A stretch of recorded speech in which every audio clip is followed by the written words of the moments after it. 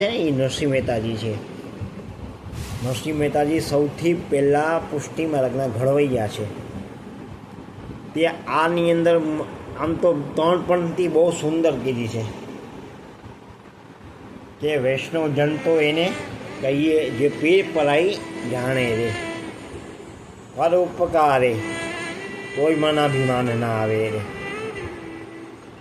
કે ભાઈ વૈષ્ણવ જન થઈને કે વૈષ્ણવ થઈને તો કોઈ દુઃખ દૂર ઇત્યાદિ તમે ન જોઈ શકતા હોય તો તમે વૈષ્ણવ ક્યાં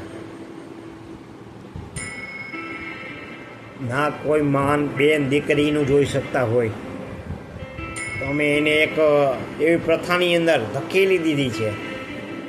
બરાબર, કેમ કે આપણે એક જ માનીએ કે આપણે બેન દીકરી તો આપણા ઘરમાં બીજાને આપણે જે કરીએ આપણી બેન દીકરી નહીં.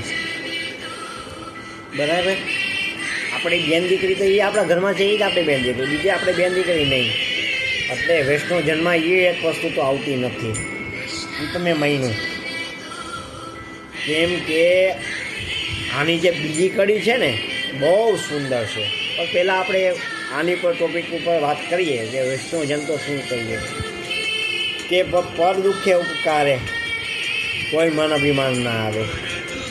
આપણે જો બીજાનું કોઈનું બેન દીકરીનું દુઃખ કે કોઈ એવા વ્યક્તિનું દુઃખ ન જોઈ શકતા હોય, બરાબર, પણ આપણે એનો વિરોધ પણ ન કહી શકતા હોય તો આપણે ધિક્કાર છે. એમ હું કહું છું કે આપણે ધિક્કાર છે. આ કંઠી પહેરીને કંઠી કાઢી નાખવી જોઈએ.